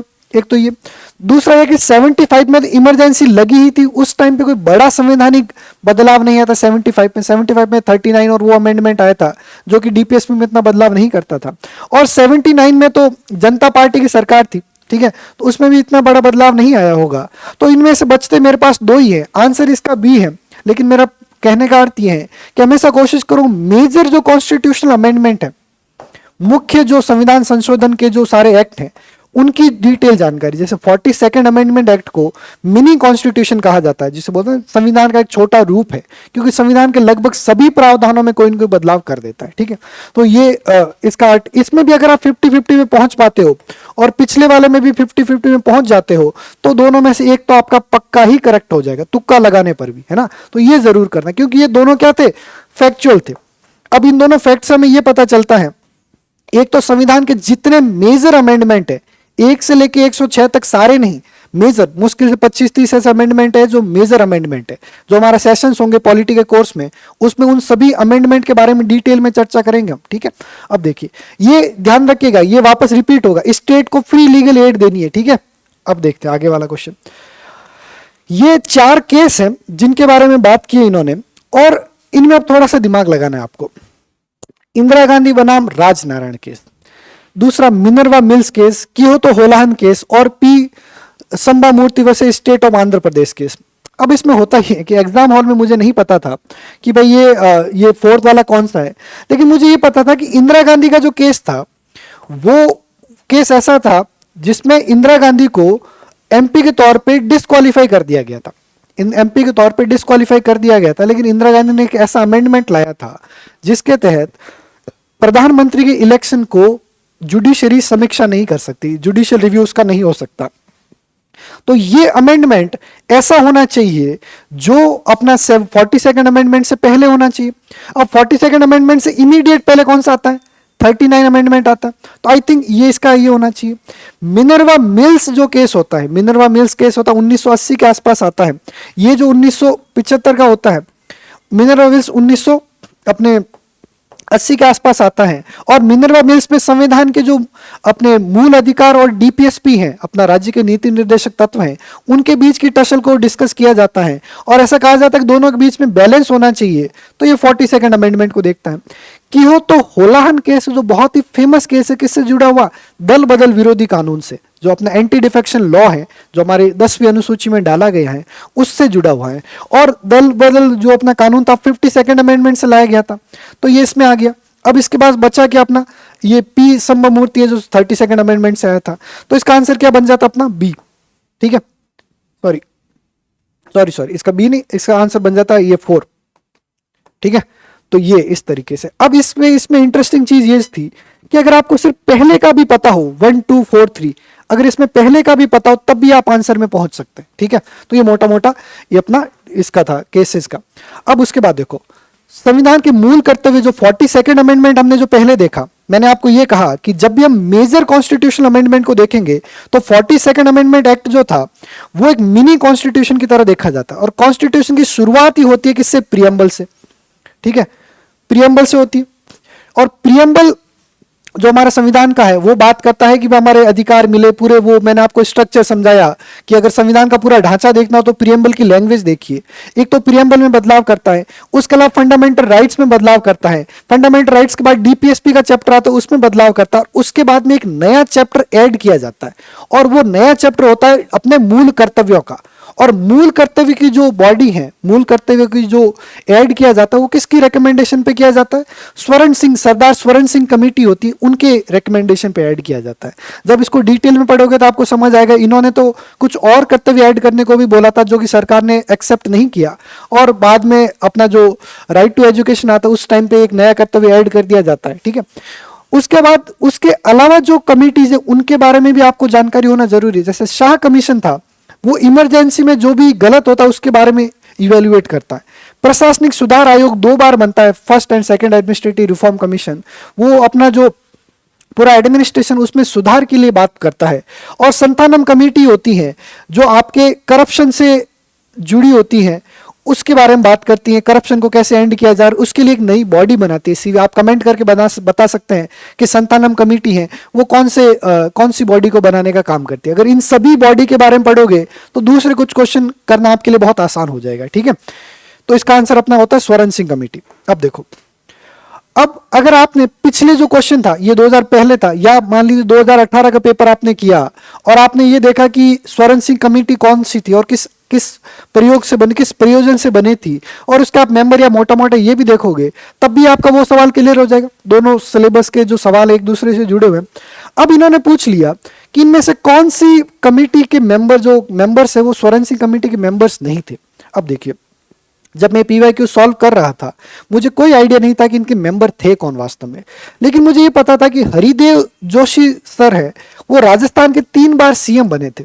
ठीक है, अब 3 बार जो सीएम बने थे जिस टाइम ये कमेटी बनी है, ठीक है, तो 1973 से 77 के बीच में ये राजस्थान के सीएम होते हैं। और स्वर्ण सिंह कमेटी जो होती है 76 में बनती है, और स्वर्ण सिंह कमेटी होती है वो केंद्र की सिफारिशों को, केंद्र की सरकार उनको कुछ सिफारिश देती है, तो बहुत ही कम चांस है कि राजस्थान के मुख्यमंत्री उसके मेंबर होंगे। ठीक है, और दूसरा इंटरेस्टिंग चीज देखो, इन तीनों जो 4 नाम दिए इनमें से जो अपना बहुत ही जैसे बोलते हैं अपने राजस्थान टाइप जो नाम है, जो ऑड वन आउट है वो सिर्फ हरिदेव जोशी है। बाकी रे, स्टीफन और अंतुले जो है सर, ये जैसे ये अपने स्टीफन और रे साहब ये बंगाल साइड के लगते हैं, ये अंतुले साहब एक साउथ के लगते हैं। तो हमारे जो जैसे बोलते हैं ना ऑड वन आउट समझते हो कि इन चारों में से कौन सा सबसे स्ट्रेंज लग रहा है, उनको आप हटा दीजिए। तो मैंने ये माना कि हरिदेव जोशी सर है वो नहीं हो सकते। वो बाद में मैंने जब पढ़ा तो पता चला वो 3 बार राजस्थान के सीएम थे, ये ड्यूरेशन में था, उनको हटा के फिर राजस्थान में पहली बार राष्ट्रपति शासन भी लगाया जाता। वो सारे प्रावधान हम राजस्थान की जो पॉलिटी पढ़ेंगे उसमें पढ़ेंगे। अगर मैं सी को हटा देता हूं तो सी इसमें ही हट गया, सी इसमें भी हट गया और सी इसमें भी हट गया, तो आंसर मेरा आ गया 3। ठीक है, तो इस प्रकार से भी आप कर सकते हो। तो देखा पीवाईक्यूज आपको इस तरीके से भी हेल्प करते हैं। ठीक है, उसके बाद में यहां पे संविधान के जो मूल अधिकार हैं उनके बारे में बात की गई। संविधान के जो अपने फंडामेंटल राइट्स हैं उनमें से कौन से अधिकार ऐसे हैं जो सिर्फ नागरिकों को मिलेंगे और विदेशी जो हमारे लोग होंगे, जो हमारे एलियन जो है उनको नहीं मिलेंगे। अब देखिए, थोड़ा सा दिमाग लगा के सोचते हैं, सिर्फ नागरिकों को मिलते हैं। बाकी पहली बात तो ये कि जो फंडामेंटल राइट्स का चैप्टर है सभी लोगों के लिए होता है, सिर्फ सिटीजन्स के लिए नहीं होता, भारत और दूसरे लोगों के लिए भी होता है। इनमें से सबसे बड़ा आर्टिकल है आर्टिकल 21। आर्टिकल 21 है जीवन का अधिकार। अब जीवन का अधिकार तो भले आपका देश का नागरिक हो या आपके विदेश का व्यक्ति हो, उन सभी को दोगे, है ना। कि वो ये कहता है कि नो पर्सन, आर्टिकल 21 की लैंग्वेज क्या कहती है, नो पर्सन, कोई भी व्यक्ति, नो पर्सन लिखा, नो सिटीजन नहीं लिखा, no person shall be deprived of his life and liberty except by procedure established by law. किसी भी व्यक्ति के जीवन और स्वतंत्रता को वंचित करने के लिए आपको जो कानून द्वारा स्थापित प्रक्रिया उसको फॉलो करना पड़ेगा। तो अगर आर्टिकल 21 है वो तो विदेशी लोगों को भी देना पड़ेगा। तो आर्टिकल 21 जिसमें मैं उसको हटा दूंगा, ठीक है। उसके बाद में मुझे ये देखना है कि इनमें से कौन सा आर्टिकल है जो सभी को मिलना चाहिए। तो आर्टिकल 20 है वो भी सबको मिलना चाहिए, अगर आर्टिकल 21 है तो 20 भी मिलेगा। दूसरा तरीका ये हो सकता है कि मैं ये देखूं आर्टिकल 15, 16, 19 और 30 में ऐसा क्या प्रावधान है कि हम विदेशियों को नहीं दे सकते। 15 और 16 रिजर्वेशन के प्रावधान है, तो रिजर्वेशन आप विदेशियों को नहीं दोगे, है ना। जो स्टेट जो है डिस्क्रिमिनेशन नहीं करेगा, किस ग्राउंड पे, language, race, caste, sex, place of birth. तो उसमें आप विदेशी नागरिकता शब्द तो उसमें नहीं लिखा है कि आप विदेशी नागरिकों को भी राज्य जब भी अपना एडमिशन देगा या जॉब देगा तो डिस्क्रिमिनेशन नहीं करेगा। विशेष प्रावधान महिलाओं के लिए और बच्चों के लिए बना सकते हैं, विशेष प्रावधान वीकर सेक्शंस के लिए बना सकते हैं। तो आर्टिकल 15, 16 तो सिर्फ नागरिकों को मिलेगा। आर्टिकल 19 में एक शब्द लिखा रेजिडेंस, है ना, कि जो आपके बोलने की आजादी, स्पीच एंड एक्सप्रेशन है। उसके बाद में आपको घूमने फिरने की आजादी है, उसके बाद में आपको असेंबली की आजादी है, एसोसिएशन की आजादी है, रेजिडेंस है।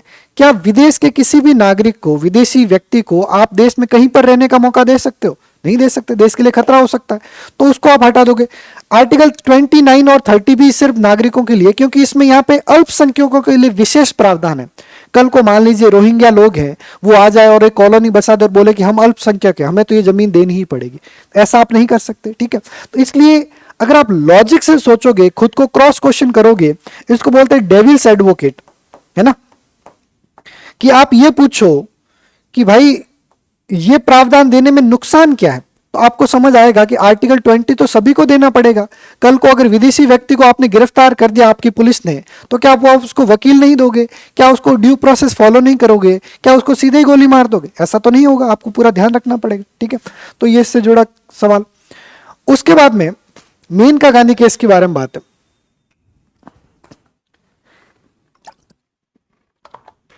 देखिए मेनका गांधी केस है, एग्जाम हॉल में जब मैं बाद में ये PYQ सॉल्व कर रहा था, मुझे कुछ याद नहीं था कि मेनका गांधी केस में एग्जैक्टली क्या कहा गया, लेकिन मैंने कुछ लॉजिक लगाया। इन्होंने पूछा कि इनकरेक्ट स्टेटमेंट, हमेशा पहले तो जैसे नियोन सर ने बताया था कि आप हमेशा अंडरलाइन कर दो कि करेक्ट पूछा या इनकरेक्ट पूछा, ठीक है, मैंने ये कर लिया। उन्होंने कहा कि जुडिशियल इंटरप्रिटेशन ऑफ आर्टिकल 21, अनुच्छेद 21 की न्यायिक निर्वचन, अनुच्छेद 21 का क्या अर्थ है उसका इंटरप्रिटेशन था, तो इसमें त्रुटिपूर्ण कथन बताता है, इनकरेक्ट स्टेटमेंट क्या है, तो उल्टा पढ़ना शुरू करते हैं। ये कहता है कि right to life includes right to live with dignity, जीवन का अधिकार में जीवन गरिमा के साथ जीवन जीने का अधिकार शामिल है, होना चाहिए। भाई अगर जीवन जी रहे हो, जिंदगी में अगर डिग्निटी नहीं है, गरिमा नहीं है, तो जीवन का मूल्य क्या रह जाएगा, ठीक है। तो ये तो होना चाहिए, तो ये तो सही स्टेटमेंट है। उसके बाद में article 21, 19 and 14 are not mutually exclusive, ये एक दूसरे से अनन्य मतलब एक्सक्लूडेड नहीं है। यही सवाल मेंस में भी आया हुआ है कि गोल्डन ट्रिनिटी क्या है, जो हमारा स्वर्णिम जो त्रिभुज है हमारा अनुच्छेद का, वो कौन सा है, आर्टिकल 14, 19 और 21, मेंस में भी आया हुआ, तो ये भी सही है। उसके बाद में procedure established by law is by and large synonymous with procedural due process as prevalent in USA, जैसा अमेरिका में दिया हुआ है, कानून द्वारा स्थापित प्रक्रिया का अर्थ यह होना चाहिए उचित प्रक्रिया, ठीक है। ये दोनों एक दूसरे के क्लोज आनी चाहिए, बिल्कुल सही बात है, अमेरिका से हमने लिया हुआ है, ठीक है। और अमेरिका में क्योंकि जुडिशियल जिसे बोलते हैं सुप्रीमेसी, जहां पे फेडरल गवर्नमेंट होगी, जहां पे राज्यों और केंद्र की शक्तियां जिसे बोलते हैं डिवाइडेड होगी, जहां पे रिटन कॉन्स्टिट्यूशन होगा, वहां पे जुडिशरी मजबूत होगी, है ना। अगर ऐसा हमने अमेरिका से लिया है तो ये भी सही होना चाहिए। उसके बाद में ये लिखा है कि it is burden lies on the petitioner to prove that procedure established by law which deprives him of his life and liberty is arbitrary. अब आप ये सोचिए कि सरकार एक कानून बनाए और वो कानून मेरे अधिकारों को छीनता हो, उसके बाद में आप ये कह दो कि ये बात का भार मुझी पर है कि मैं साबित करूं कि सरकार गलत कर रही है। ये तो बहुत डिफिकल्ट हो जाएगा ना, खासकर पार्लियामेंट के कानून को चैलेंज करना। तो ये करना थोड़ा ज्यादा जिसे बोलते हैं ना कि आर्बिट्रेरी हो। पहला तो ये मुझे पता चल गया तीनों ही सही है, तो एक ही ऑप्शन बचता है, यही गलत हो सकता है। दूसरा, लॉजिक से भी अगर मैं पूछूं तो इसका गलत होना पड़ेगा, क्योंकि अगर नागरिक पे ही आपने ये बर्डन डाल दिया तब तो फिर आप वो साबित ही नहीं कर पाओगे, कहां पार्लियामेंट का पावर, कहां एक आम आदमी का पावर, है ना। तो ये गलत स्टेटमेंट है, ये नागरिक के ऊपर ये ऐसा नहीं है, ये तो सरकार को साबित करना पड़ेगा कि आर्बिट्रेरी नहीं है। पार्लियामेंट का जो कानून है सरकार को डिफेंड करना पड़ेगा कि आर्बिट्रेरी नहीं है, ठीक है। तो इसका आंसर आ जाता है एक। इसके बाद देखो, ये वापस सवाल किस प्रकार का है, हमारे डीपीएसपी जो दिए हुए हैं, अपना जो राज्य के नीति निर्देशक तत्व हैं, उनके प्रावधान सीधा ये फैक्चुअल क्वेश्चन है, तथ्यात्मक है, लेकिन इसमें भी कुछ लॉजिक लगाने की कोशिश करते हैं। चलिए कोशिश करते हैं। पहला ये है कि equal justice and free legal add, ठीक है, equal justice and free legal add है। मुझे ये पता था, मैंने आपको बताया कि 42nd अमेंडमेंट है, मिनी कॉन्स्टिट्यूशन है, और मिनी कॉन्स्टिट्यूशन में डीपीएसपी में कुछ जोड़ा गया था। अगर डीपीएसपी में कुछ जोड़ा गया तो कोई भी अगर आर्टिकल नया जोड़ा जाएगा तो एग्जिस्टिंग आर्टिकल के आगे ए बी कुछ लगाना पड़ेगा। जैसे हमने राइट टू एजुकेशन बना तो 21A लिख दिया हमने, ठीक है। तो equal justice and free legal add है, वो आर्टिकल 39A में पहली बार लगाई गई थी, ठीक है। आर्टिकल 39 इक्वालिटी की बात करता है। जब इक्वालिटी, समानता की बात करोगे तो समान, जैसे बोलते हैं ना कि विधिक सहायता भी आर्टिकल 31 से जोड़ी जाएगी, तो ये इसका हुआ। उसके बाद में प्रोटेक्शन ऑफ द इन्वायरमेंट, तो इन्वायरमेंट से जुड़े हुए प्रावधान आर्टिकल 47-48 के आसपास है, तो ये आपका 48A के साथ जुड़ गया, ठीक है। पहला तो मुझे समझ आया कि ये दोनों ही आर्टिकल अपने 42nd अमेंडमेंट से जोड़े गए थे, मिनी कॉन्स्टिट्यूशन से। उसके बाद में जो हमारा राइट टू वर्क है आर्टिकल 41 में है, और प्रोटेक्शन ऑफ मॉन्यूमेंट है ये आर्टिकल 49 में। अब एक तो तरीका ये कि इन सभी का याद हो, दूसरा तरीका ये होता है कि आपने PYQs देखे हो। जैसे ये कहा है कि भाई आपका जो आवाज एकदम सुनेला लगता है, तो अगर इसमें से एक दो आर्टिकल ऐसे हैं जो डायरेक्ट उसमें पूछे गए तो यहाँ पे रिपीट होते हैं, जैसे आर्टिकल 39 है, आर्टिकल 41 है ना। उसी तरीके से दूसरे जो ये है, तो आपको ये बताना था कि इनमें से जो है पूरा कौन सी पैर बतानी है, करेक्ट पैर बताती है जो बिल्कुल सही से जुड़ी हुई। तो अपना कौन सा, इक्वालिटी की मैंने बताया था कि आर्टिकल 39 है। जैसे अपने डीपीएसपी की शुरुआत कहां से होती है, इक्वालिटी से, क्योंकि इक्वालिटी जो है वो हमारे सामाजिक और आर्थिक न्याय का, जिसे बोलते हैं ना, फाउंडेशन होती है, ठीक है। तो इक्वालिटी का जो है आर्टिकल 39 बनता है, तो आर्टिकल, यह इसका आंसर 4 हो जाता है। बाकी सारे जो ये, जैसे मैंने कैसे याद किया हुआ था कि पंचायत जो होती है वो आर्टिकल 40 में, क्योंकि हाँ आर्टिकल 40 में होती है, क्योंकि 40 गांव के हमारे यहाँ पे बनते, 40 सा बोला जाता है हमारे इधर, ठीक है। उसके अलावा एग्रीकल्चर, एनिमल हस्बेंड्री, ये भी अलग है। Equal justice, free legal add, ये देखो आर्टिकल 39A है, क्योंकि हमने पिछले क्वेश्चन में देखा है ना। तो इस प्रकार से भी हो जाता है, ठीक है। देन ये देखो, ये एक लंबा सवाल है, ठीक है। इसका जो आंसर है एक बहुत ही लंबा सवाल है। एक मैं आपको ट्रिक बताता हूँ, ट्रिक तो नहीं, मतलब ये बहुत ही क्लियर चीज है कि जो स्टेटमेंट बहुत ज्यादा कॉम्प्लेक्स लगे, बहुत ज्यादा ऐसे जो समझ ना आए, 2-3 बार पढ़ने पे चांसेस है कि वो स्टेटमेंट गलत है। यूजुअली ये ट्रेंड रहता है आरपीएससी और यूपीएससी में। अब देखते हैं, इनकरेक्ट बताना, जो हमारा कौन सा कथन है गलत बताना। ये पहला कथन ये कहता है कि निर्वाचक मंडल होगा राष्ट्रपति के चुनाव में जिसमें संसद के दोनों सदनों के निर्वाचित सदस्य इलेक्टेड मेंबर्स होने चाहिए। अगर ऐसा लिखा होता ऑल मेंबर्स तो ये गलत हो जाता, क्योंकि नॉमिनेटेड मेंबर्स जो होते हैं वो वोट नहीं करते, नॉमिनेटेड मेंबर वोट नहीं करते। तो पहला तो ये समझ आ गया। दूसरा, elected members of legislative assembly of the state and union territory with legislative assembly. तो मुझे पता है कि द्रौपदी मुर्मू जी का जब इलेक्शन होता है तो दिल्ली की असेंबली, पुडुचेरी की असेंबली, ये भी वोट करता है, तो मुझे इसका पता था। पहला तो ये, vote of each members of electoral college decided based on population census of 1971 and will continue to be proceed till the population of the first census taken after 2026 have been published. तो बात ये होती है कि south के state ये कहते हैं कि भाई हमारा जो रिप्रेजेंटेशन है वो उत्तर के जो राज्य उनके मुकाबले कमजोर ना हो जाए, इसलिए पॉपुलेशन का सेंसस वो लिया जाए जब सबकी पॉपुलेशन जो ग्रोथ रेट है इक्वल थी, क्योंकि साउथ वालों ने कंट्रोल कर दिया, नॉर्थ वालों में कंटिन्यू बढ़ती गई पॉपुलेशन। तो ये सही बात है, 2026 के बाद ही होगा। उसके बाद में ये सिस्टम फॉलो करता है proportional representation by means of single transferable vote.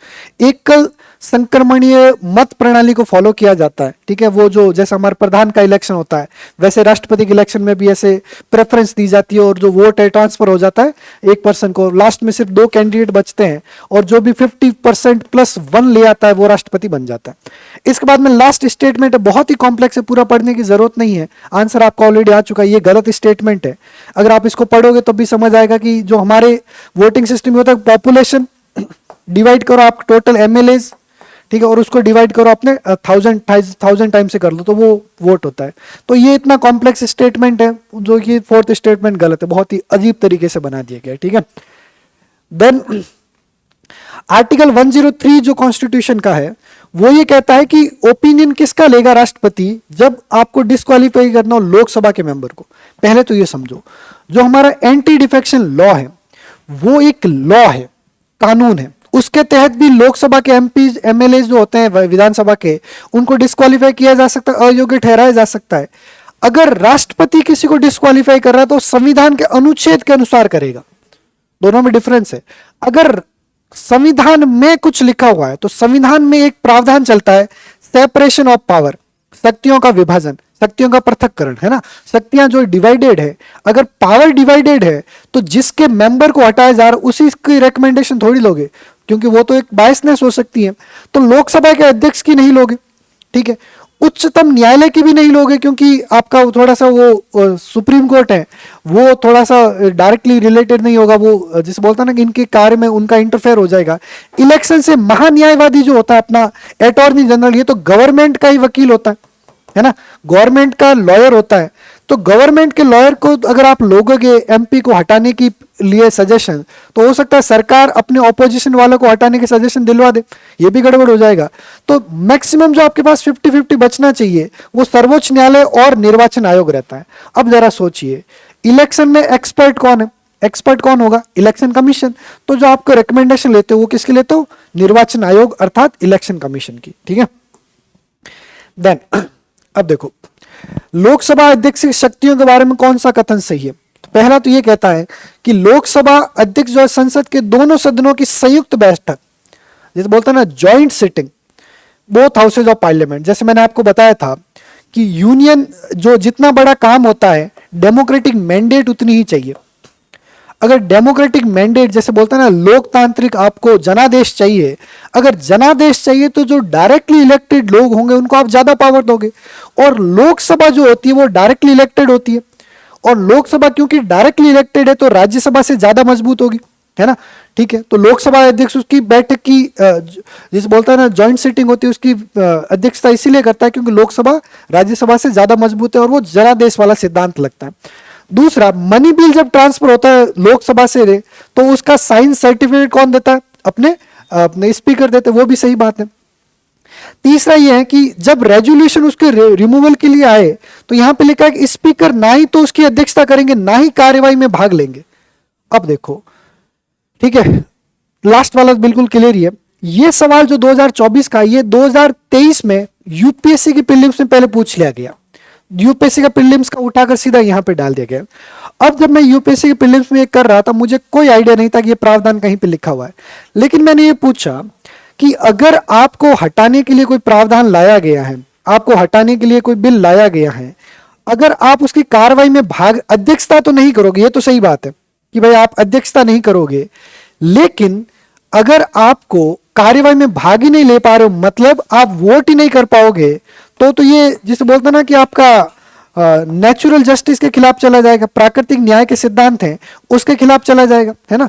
तो ऐसा तो संविधान नहीं करेगा। तो तीसरा स्टेटमेंट गलत होना चाहिए। अगर तीसरा गलत है, ठीक है, और चौथा सही है, मतों की समानता अध्यक्ष सदन के मतदान नहीं, यूजुअली स्पीकर वोट नहीं करता, जब दोनों इक्वल हो जाए तो वोट करता है। तो आंसर आपके पास क्या बन जाता है? 3। ठीक है, देन अब देखिए राज्यसभा के बारे में आपको इनकरेक्ट स्टेटमेंट बताना है कि डॉक्टर एस राधाकृष्ण राज्यसभा के एकमात्र सभापति है जो लगातार दो कार्यकाल तक इस पद पर रहते हैं। अगर आप रियल लाइफ एग्जांपल देखोगे तो डॉक्टर हामिद अंसारी जी जो होते हैं वो भी 2 बार लगातार रहते हैं। जो अभी स्टूडेंट प्रिपरेशन कर रहे हैं उनके जीवन काल में ही ये 2 बार अध्यक्ष रहे हैं, तो ये तो नहीं हो सकता। पहला स्टेटमेंट ही गलत है। उसके बाद में प्रथम संविधान संशोधन के लिए राज्यसभा का अनुसमर्थन नहीं लिया गया था। फर्स्ट अमेंडमेंट कब होता है? 1951 में। राज्यसभा कब बनती है? 1952 में। ठीक है, अगर 1952 में ही आप अस्तित्व में आए हो तो 1951 में आप संविधान संशोधन कैसे करोगे? कर ही नहीं सकते। उस टाइम पे जो कॉन्स्टिट्यूशन असेंबली होती है वो ही पार्लियामेंट का काम करती है, और वही पार्लियामेंट का काम करते हुए जो पहले राष्ट्रपति होते हैं उनका निर्वाचन भी करती है ना। तो ये चीज है। उसके बाद में ये फैक्ट है, पता नहीं था। दूसरा ये कि राज्यसभा लोकसभा की 3 बार बैठक आयोजित, ये भी फैक्ट है। ठीक है, तो पहला त्रुटिपूर्ण कथन सिर्फ पहला है क्योंकि हामिद अंसारी जी ऑलरेडी रह चुके हैं। ठीक है, उसके बाद में कौन सी बॉडी, कौन सी कमिटीज है पार्लियामेंट की जो फाइनेंशियल कमिटीज है, जिसे बोलते हैं ना वित्तीय समितियां। वित्तीय ऐसे मैटर, फाइनेंशियल मैटर है। एक मैं आपको सिद्धांत समझाता हूं। वित्त का मतलब ये नहीं कि वो सारी कमिटी जो पैसों का देन लेन देखती हो। वित्तीय समिति का मतलब वो कमिटीज हैं जो फाइनेंशियल मैटर में एग्जीक्यूटिव अर्थात कार्यपालिका पर नियंत्रण का काम करती हो। अब देखिए, प्राक्कलन कमेटी एस्टिमेट कमेटी है, वो तो ऑब्वियसली बात है कि फाइनेंशियल मैटर में कंट्रोल करती है, तो ये तो रहेगी। उसके बाद में पब्लिक अकाउंट कमेटी, जो कैग की रिपोर्ट होती है, इसका रिव्यू यही कमेटी करती है। जो अपने नियंत्रक एवं महालेखा परीक्षक होते हैं उनकी रिपोर्ट को यही देखती है। Public committee on public undertaking, जो हमारे पीएसयूज होते हैं उनका कामकाज कैसे चल रहा है उसको कंट्रोल कर रही है। तो ये लास्ट कमिटी है joint committee on salaries and allowances of members of parliament. पहला तो ये कि यहाँ पे जॉइंट कमिटी है। अगर जॉइंट कमिटी है तो वो क्या है? राज्यसभा के भी मेंबर है। राज्यसभा लोकसभा की जो रिस्पॉन्सिबल गवर्नमेंट होती है लोकसभा के प्रति, उसको सवाल नहीं कर सकती है ऐसे कमेटी के थ्रू। जो अपना जनादेश वाला सिद्धांत है वो भी यही कहता है कि जो कमेटी, जैसे ये जो 3 कमेटी है, इसमें लोकसभा का डोमिनेंस रहता है। जॉइंट कमेटी इनमें से जो इसमें लोकसभा प्रीडोमिनेटरी रूप से, जिसे बोलते हैं मुख्य जो रोल रहता है लोकसभा का रहता है। दूसरा इसका स्टेटमेंट में दिक्कत ये है कि सैलरीज और अलाउंसेज है। अब सैलरी की बात यह है कि भली सरकार चाहे या ना चाहे लोकसभा के मेंबर्स को सैलरी तो देनी पड़ेगी। इसमें सरकार पे कंट्रोल कैसा है ना? सरकार पे कोई कंट्रोल नहीं, उल्टा जो ऑपोजिशन होती है उनके मेंबर को भी तो सैलरी मिलती है ना। तो ऐसा कोई प्रावधान नहीं है कि भाई आप जो हमारे वेतन और भत्ते हैं उसकी कमेटी को भी वित्तीय समिति माना जाए। तो डी नहीं होगा, बाकी सारी इसकी आपकी वित्तीय समितियां हैं। ठीक है, उसके बाद में कौन से मैटर्स ऐसे हैं जो फाइनेंस कमीशन डिस्कस नहीं करेगा? ये क्वेश्चन ऐसा है जो आपके करंट से उठा के दिया हुआ है। और फाइनेंस कमीशन का काम क्या होता है? जो हमारा अपना वित्त आयोग जो बनता है आर्टिकल 280 के तहत, वित्त आयोग का काम ये होता है कि राज्य और केंद्र के बीच में जो फाइनेंशियल रिलेशंस है उनकी देखरेख करे और ये इंश्योर करे कि राज्यों को उनका जो भी ड्यू है वो पैसे मिले। पहला, संघ और राज्यों के बीच में विभाजित किए जाने या किए जा सकने वाले करों के निवल आगमों का वितरण करना, कि यूनियन और स्टेट का जो प्रोसीड्स ऑफ टैक्सेस है उनका चैप्टर जो कॉन्स्टिट्यूशन उसके बारे में बात करें।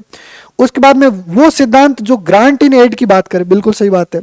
और जो भी अपने कंसोलिडेटेड फंड है, तो ये तीनों तो आपके फाइनेंस कमीशन को जब आप पढ़ते हो तो सीधे ही प्रावधान आते हैं। दूसरा, ये करंट से उठाया हुआ टॉपिक है क्योंकि फाइनेंस कमीशन उस टाइम पे न्यूज में होता है। और उसके बाद में जलवायु, ये सारा जो होता है, ये क्या होता है कि ये पॉलिसी मैटर है। पॉलिसी सरकार कितना खर्च करेगी उसमें फाइनेंस कमीशन रिकमेंडेशन नहीं देता। उसके बारे में दूसरे कमीशन है वो बोल सकते हैं, जैसे अपना ये FRBM एक्ट वगैरह ये बात कर सकते हैं, लेकिन फाइनेंस कमीशन इस बारे में नहीं बोलता। तो आंसर इसका 4 होता है। ठीक है, अब देखो ये क्वेश्चन कैसा है, फैक्चुअल है। अब आरपीएससी में कुछ ऐसे क्वेश्चन 10 में से एक क्वेश्चन या फिर 10-12 में से एक आध क्वेश्चन ऐसा आएगा जो एक्सट्रीम फैक्चुअल होगा। अब इस क्वेश्चन का कोई तरीका नहीं है एक्सेप्ट रट्टा लगाया जाए। ठीक है, अब रट्टा लगाकर ऐसे ऐसे रट्टा लगाने में जितना ज्यादा दिमाग लगाओ उससे बेहतर अगर प्रिंसिपल समझ लोगे तो कट ऑफ वैसे भी निकल जाएगी। 10-12 क्वेश्चन में से एक आधा क्वेश्चन छोड़ा जा सकता है। दूसरा ये है कि जो लगातार पिछले 3-4 साल से प्रिपरेशन कर रहे हैं वो ये चीजें बदलते हुए भी देख रहे हैं और लगातार इनके सामने ये चीजें आ भी रही हैं, तो वो शायद इसका आंसर कर भी पाए। लेकिन मेरा कहने का मतलब है कि ऐसा अगर कोई क्वेश्चन 15-20 क्वेश्चन में से अगर एक आधा कोई क्वेश्चन इतना एक्सट्रीम फैक्चुअल है और वो अगर आप छोड़ देते हो तो कोई दिक्कत नहीं है, इससे आपका सिलेक्शन नहीं रुकेगा। ऐसे क्वेश्चन में चिंता नहीं करनी है क्योंकि ये एक्सट्रीम फैक्चुअल है। ठीक है, मुझे खुद को ही नहीं पता कि ये कैसे कैसे आ रखा है। ठीक है, तो इसका आंसर वैसे 4 है, बट मेरा पॉइंट ये है कि जो एक्सट्रीम फैक्चुअल हो उसको ज्यादा दिमाग नहीं लगाना, उससे आगे बढ़ जाना है। ठीक है, देन अब देखिए जनहित याचिका, पहले तो जनहित याचिका जो बात होती है अपनी पीआईएल जो होती है, मैंने आपको ये समझा दिया कि जहां पे जुडिशरी मजबूत होगी वहीं पर ऐसे इन्वेंशन होंगे। और जुडिशरी सबसे ज्यादा मजबूत कहां होती है? जहां पे रिटन कॉन्स्टिट्यूशन हो, जहां पे फेडरल गवर्नमेंट हो, ठीक है। और जहां पे फेडरल गवर्नमेंट और रिटन कॉन्स्टिट्यूशन होगा, उसी के बारे में हमने बात की मेनका गांधी वाले केस में, है ना, आर्टिकल 20 वाले केस में। तो ये सारा प्रावधान हम यूनाइटेड किंगडम से तो नहीं लेते क्योंकि यहाँ पे पार्लियामेंट्री सिस्टम और अनरिटन कॉन्स्टिट्यूशन है। इसका पूरा प्रावधान लिया जाता है संयुक्त राज्य अमेरिका से, ठीक है। तो ये डोनाल्ड ट्रंप साहब अमेरिका के राष्ट्रपति जो आजकल बहुत ज्यादा चर्चा में है, तो अमेरिका के जो पूरा सिस्टम है फेडरल कॉन्स्टिट्यूशन है, और वहां से हमने जनहित याचिका अपने जस्टिस होते कृष्णा अय्यर और अपने पीएन भगवती, वो इस प्रावधान को बहुत ही मजबूती से रखते हैं, इसको बहुत बढ़ाते हैं। ओल्गा टेलिस केस वगैरह होता है, उन सारे प्रावधानों को हम डिटेल में पढ़ेंगे अपने कोर्स में, ठीक है। कैसा लग रहा है अभी तक का आपको ये पूरा डिस्कशन? इसको भी आप कमेंट करके बता दीजिएगा, ठीक है। आगे आगे और हम डिस्कस करते हैं, ठीक है। देन इसके बाद में आपके कुछ बॉडीज के क्वेश्चन है, ठीक है। बॉडीज के क्वेश्चन है जिसको आप पूरे फैक्चुअल लगते हैं कि कौन सा स्टेटमेंट है, कौन सा आर्टिकल है, कौन सा सेक्शन है, इन सब के बारे में डिस्कशन है, ठीक है। देन देखो वापस वही कमीशन, जैसे सीवीसी की मैंने बात की थी कि जब जिस बॉडी का भी आप नाम देखो उसके बारे में डिटेल में पढ़ लोगे तो आपको चीजें बहुत अच्छे से समझ आ जाएगी। संतानम कमेटी सीवीसी से जुड़ी हुई है, जो उस क्वेश्चन में भी वापस आया हुआ था, पीवाईक्यू ये रिपीट हो रहा था, ठीक है। देन ये वापस वही क्वेश्चन है, वापस उसको रिपीट किया गया संतानम कमेटी के बारे में, ठीक है। उसके बाद में लास्ट क्वेश्चन जो आज का हम देख रहे हैं वो ये कि कैग के बारे में पूछा गया। मैंने एक तो कहा था कि कैग जो एज ए बॉडी क्लियरली आपको आर्टिकल्स पता होने चाहिए। अगर ये ना भी पता हो तो सबसे पहले ये सोचो किसी बॉडी के बारे में अगर बात हो रही है तो सबसे पहले बात होगी अपॉइंटमेंट की, तो सबसे पहला आर्टिकल कौन सा आएगा? अपॉइंटमेंट का आर्टिकल 1। उसके बाद में आप बात करोगे ड्यूटीज की, ठीक है। ड्यूटीज आएगा 49 में, 48, 49, फिर आएगा 50 फॉर्म्स ऑफ अकाउंट और ऑडिट रिपोर्ट्स 50। तो आपका आंसर बन जाएगा ए, ठीक है। देन कुछ क्वेश्चन है जो अभी डिस्कस नहीं हो पाएंगे, ठीक है। तो आज के सेशन के लिए इतना ही करेंगे। मोटे मोटे अभी तक हमने जो समझा है कि हमारे कुछ 4 तो कॉन्स्टिट्यूशन के गोल्डन रूल है, उनको आपको अच्छे से देखना है, ठीक है। गोल्डन रूल्स के अलावा आपको देखना है हमारे रियल लाइफ एग्जाम्पल को, ठीक है। उसके अलावा आपको एज ए स्टूडेंट जो नोट करना है वो है की आर्टिकल्स और प्रोविजंस को, जो मुख्य आर्टिकल्स हैं उनको अच्छे से देखना है। इसके अलावा पॉलिटी में जो इंपॉर्टेंट वो है अमेंडमेंट। एज अ फैक्ट आपको मोटे मोटे जो मेजर अमेंडमेंट उनको पता होना चाहिए, और इन सब को जो भी फैक्चुअल इंफॉर्मेशन है उसको वेरीफाई करने के लिए आप लगाओगे लॉजिक, जैसा हमने इन क्वेश्चंस में किया, ठीक है। तो फैक्चुअल प्लस लॉजिकल अगर आप सोचोगे तो पॉलिटी में आप 80 to 90% एक्यूरेसी के साथ सवाल कर सकते हो। पॉलिटी सबसे लो हैंगिंग फ्रूट है, ठीक है। तो ये जो अपना पूरा कोर्स रहेगा उसमें हमारी जो पूरी टीम, उसका ऑब्जेक्टिव ही यही है कि पूरा जो पेपर है उसको इतना इजी बना दिया जाए कि प्रीलिम्स की कट ऑफ जो है उससे आप 8-10 नंबर ऊपर ही रहो, ठीक है। तो पॉलिटी और राजस्थान पॉलिटी का मैं डिस्कस करूंगा, बाकी सारे सर जो अपने रेस्पेक्टिव सब्जेक्ट्स हैं उनको अच्छे से डिटेल में डिस्कस करेंगे। तो ये सेशन आपको कैसा लगा, इसमें क्या क्या आपको चीजें लगी? लाइक शेयर सब्सक्राइब जो करना होता है, जो रिचुअल होता है आपको करना चाहिए, वो जरूर आप कर दीजिएगा। इसके अलावा नेक्स्ट डिस्कशन आप किस पे चाहते हैं, किसी पर्टिकुलर टॉपिक पे चाहते हैं, सब्जेक्ट पे चाहते हैं, स्ट्रेटजी पे चाहते हैं, वो भी आप जरूर बता दीजिएगा। अगले सेशन जो अगला सब्जेक्ट का आएगा उसमें और स्ट्रेटजी में डिस्कस होगा, राजस्थान पॉलिटी को हम अच्छे से डिस्कस करेंगे। तब तक के लिए आप प्रिपरेशन करते रहिए। कनेक्ट का जो अपना प्रीलिम्स का कोर्स है उसको सब्सक्राइब कर लीजिए, क्योंकि डिस्कशन के थ्रू यूपीएससी और आरपीएससी दोनों के क्वेश्चंस को, पीवाईक्यूज को थॉरोली डिस्कस करके पूरा इंडियन पॉलिटी और राजस्थान पॉलिटी को हम थॉरोली कवर कर देंगे ताकि आपका सिलेक्शन श्योर हो जाए। Thank you.